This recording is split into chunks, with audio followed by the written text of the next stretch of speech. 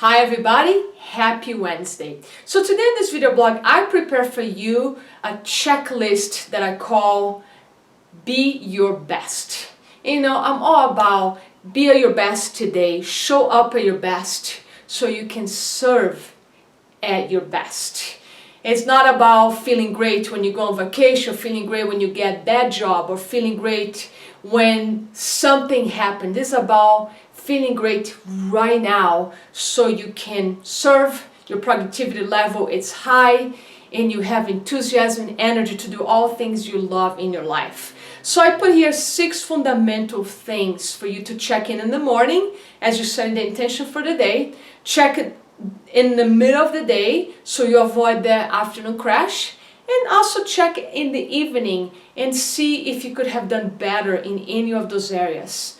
They're fundamental things, very simple, not always easy to do because it requires awareness, discipline, and a deep desire to feel at your best. And if you follow some of not some, but all these fundamentals every single day, I guarantee you're gonna see some change in your energy and you're just gonna feel healthier and happier. So here they are. Number 1, thoughts. Start with your thoughts. Make sure your thoughts through the day are in alignment with your vision, your goals, your core values, your beliefs. No negative, no stinking thoughts.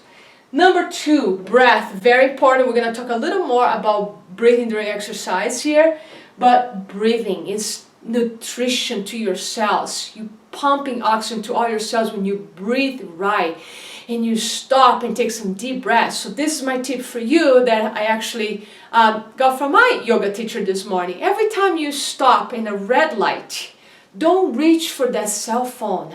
Just take that opportunity, those like 20 seconds or 1 minute, to just breathe and do a check-in. Feed your body. Think that every time you take some deep breaths, you're refreshing your brain, you're decreasing the effects of stress in your body, and you're feeding oxygen to your cells, especially in your digestive system. That's what.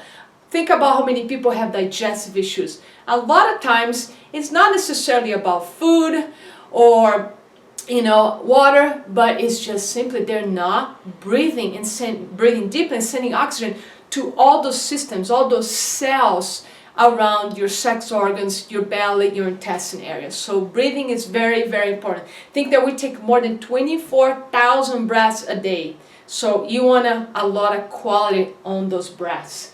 Number 3, water. Remember, you want to drink pure filtered water, and you want to drink half of your body weight in ounces. In other words, I drink 65 ounces of water a day. I weigh about 125, so I need anywhere from 60 to 65 ounces of water a day in order for me to function at optimal levels. And that's just like if I don't exercise or anything. If I'm going to exercise and I'm sweating a lot, I'm going to need to drink more. But that's like the baseline for the optimal amounts of water for all of us. Number 4, food. You know how much I talk about food? I even created a 21-day nutrition program that a lot of my clients are loving. They're thriving, they're feeling more energetic, they have more focus. So you want to eat the foods that give you life force, not the foods that take life force or take energy from you. It's all about adding energy to our bodies, and that's what this is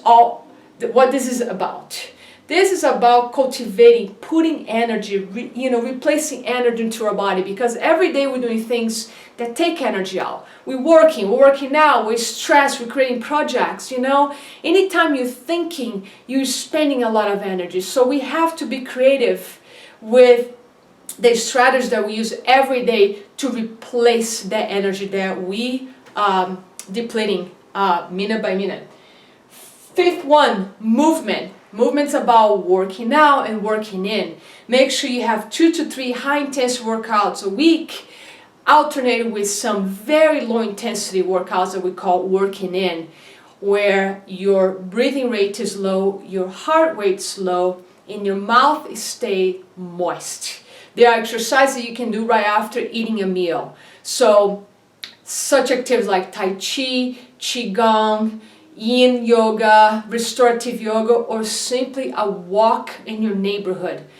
just moving to cultivate energy. So you don't want to work out super hard every single day. Unless you're an athlete, you train for an event, but even an athlete is not going to train in those high intensities every single day. He is or she will have recovery days. So make sure you alternate in those days as well. Remember, you want to move your body every single day, but not necessarily exercising hard. And last one, sleep. Dr. Amen, who is an expert in brain, he says when we sleep, it's like we're washing our brain. So think about those days that you don't sleep well and you feel, foggy, you have hard time concentrating, you have mood swings, you're just more irritable. That's all because the lack of sleep. So sleep is extremely important. So let's read this very quickly. Align your thoughts with what you want in your life. Breathe, so you're sending oxygen to all the cells in your body. Drink water. Water detox. Water gives you energy. Water helps you to lose weight. Food. You know how much we can talk about food. Movement and sleep. So let's go back to breathing very quickly. And a side note here, I get a lot of questions sometimes like, how should I breathe when I exercise? So when you do any activity from, stretching to qigong to lifting weights, think like this. Every time you are extending the body or you externally rotating, your arm or your legs, or you abducting, you're going away from the center line. You're going away from a fetal position. You're extending. That's the time you breathe in, you open. Think like I'm opening my lungs, so it makes sense for me to breathe in. Doing that, you also exciting the extensors of your body, which are all the muscles on your back. When you flex, you exciting the flexors of the body, which are in front of your body, you breathe out. So think of that like this. Away from fetal position, you breathe in. Towards breathing fetal position or towards the center line, you breathe out. Or when you're pronating. So breathe in and breathe out. So if you translate that into common exercise in the gym, when you're doing a row, you're extending here, that's when you breathe in.